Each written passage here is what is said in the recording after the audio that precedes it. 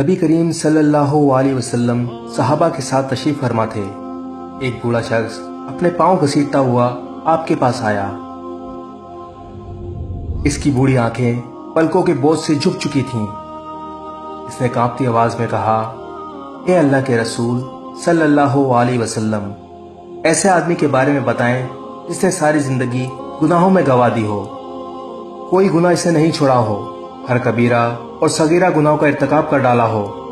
اگر اس کے گناہ زمین پر بسنے والے تمام انسانوں میں تقسیم کر دیے جائیں تو وہ ان سب کو ہلاکت کے گڑھے میں پھینک دے۔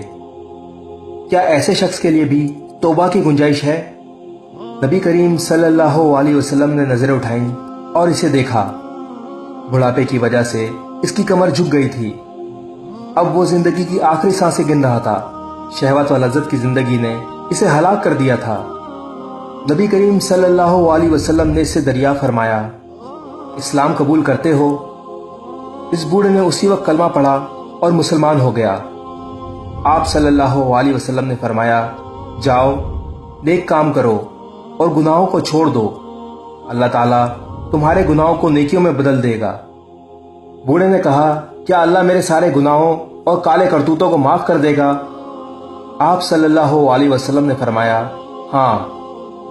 وہ خوشی سے جھوم اٹھا اور اللہ اکبر کرتا ہوا الٹے پاؤں واپس چل دیا اور دھیرے دھیرے صحابہ اکرام کی نگاہوں سے اوجھل ہو گیا۔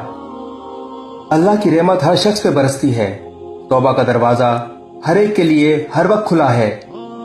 ہمارا رب ہم پر ہمارے ماں باپ سے بھی زیادہ رحم فرمانے والا ہے۔ اللہ کی رحمت بہت بڑی ہے۔ ابھی بھی وقت ہے، دعا کے لیے ہاتھ اٹھاؤ اور اللہ سے دعا کرو، اے اللہ ہمارے تمام صغیرہ و کبیرہ گناہوں کو معاف فرما، آمین۔ اس ویڈیو کو شیئر ضرور کریں، ہو سکتا ہے آپ کے ایک شیئر سے یہ بات کسی کے دل میں اتر جائے۔